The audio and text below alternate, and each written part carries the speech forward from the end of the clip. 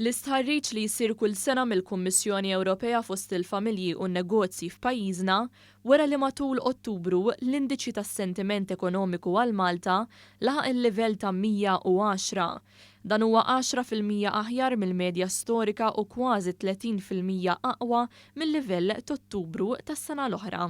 Is-sentiment ekonomiku huwa pożittiv f'kull settur u ġie kkonfermat bil-livell rekord ta' depożiti mal-banek lokali li qabżu il-15 biljun euro fit-tmiem Settembru.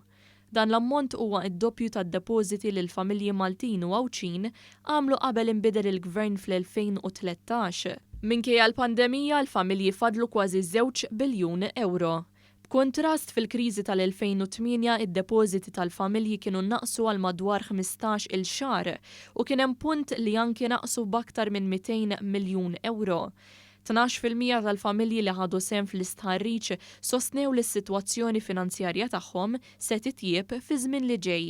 Kważi kwart aktar jemmnu li l-ekonomija ta' pajjiżna se tikber minn dawk li jemmnu li se tiġkien. Dan meta fl-Unjoni Ewropea il-maġġoranza tal-familji għadhom jistennew li l-ekonomiji fil-pajjiżi rispettivi tagħhom se tkompli tmur għall-ar.